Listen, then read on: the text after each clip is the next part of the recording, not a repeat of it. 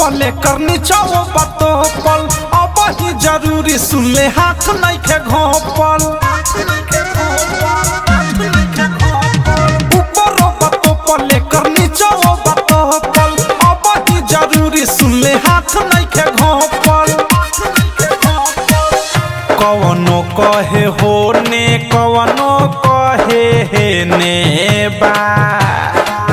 कवनो कहे होने कवनो कहे ने बा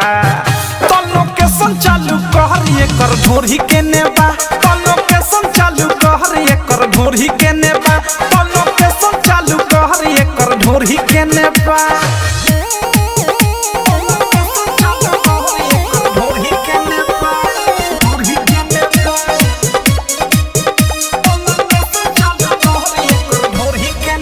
मालविया टंची तबिया पोलाई ऊपर से नीचे ले बाटे गेलाई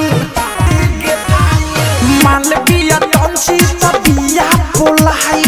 ऊपर से नीचे ले बाटे गेलाई लागताटे महालई पियो रछेने बा लागताटे माल ई पियो रछेने बा तो लोकेशन चालू कर ये कर ढोरी के नेबा तो लोकेशन चालू कर ये कर ढोरी के नेबा तो लोकेशन चालू कर ढोरी के नेबा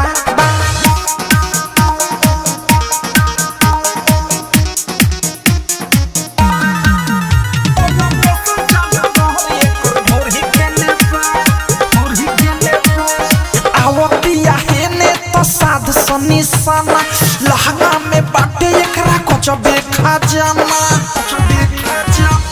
अवधि से राइटर थारू साध निशाना अनुराग मिसाइल बाटे कचबे खजाना रसदार चीज देख आइल एने बा रसदार चीज देख आइल एने बा तो लोकेशन चालू कर ये कर ढोरी के नेबा तो लोकेशन चालू कर ये कर ढोरी के नेबा तो लोकेशन चालू कर ढोरी के नेबा।